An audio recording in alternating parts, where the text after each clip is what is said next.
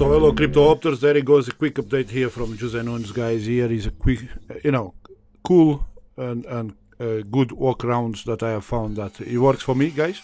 And why should you listen to me? Well, let's go to my trade history, because I see a lot of these videos on YouTube where hoppers are uploading videos in full, and they have a lot of losses. So here's my trading history, guys, and absolutely zero losses. Okay, they are small but consistent.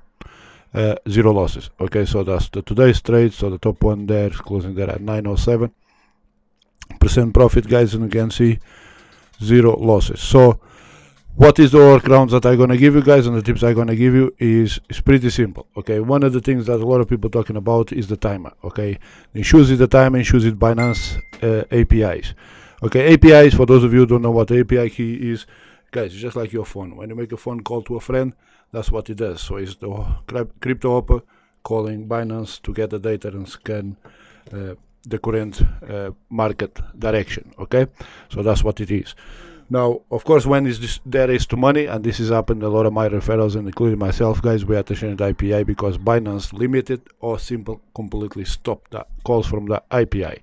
Now, what's the problem now is quite hard to point what the real problem is. It could be too many calls. Now you guys are talking about this time issue, running issue that doesn't run when especially the kangaroo package doesn't run every 2 minutes.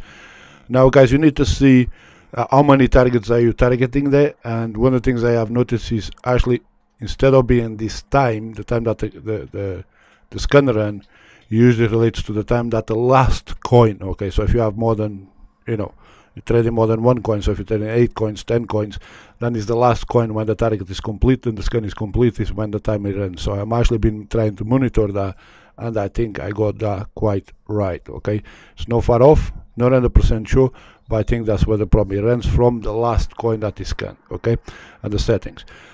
So be a little patient, guys. Is it good to get the kangaroo? Is it good to get the hare? Is it good? Of course it is, guys, because you're gonna have quicker scanning times, but again, it starts from the time that the last scan of the last scanned coin.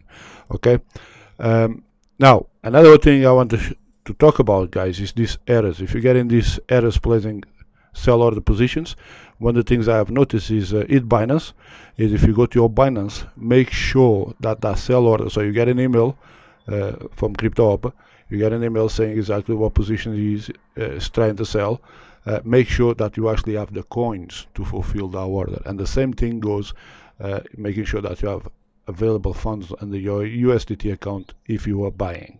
Okay, I have noticed that a lot of the times the bot does try to do things and is not there because he's sold on a previous order. So, guys, this is the things you need to look for, and obviously be patient. Okay, because yes, the package does work to buy depending on how much you're trading. So I go all the three. I'm working on all the 3 packages for tutorial and information purpose. Obviously, most of this information is all shared with our private members. But guys, have a little patience. The guys did a great job of creating this bot.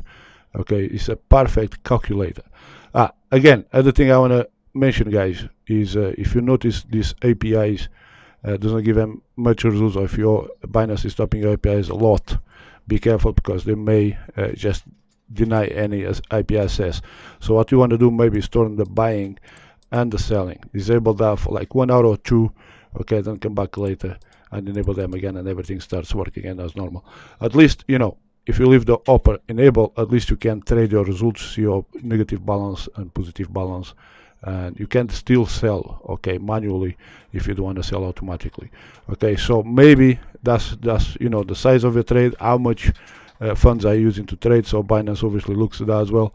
So, guys, it's a lot of things here to consider instead of going to the group and going, oh, Hopper is not that great, it's not that good. Guys, maybe you're over expecting a little too much. Okay, it's still a bot. He has no emotions, he has no feelings, so you need a little of your support. Change your signals often.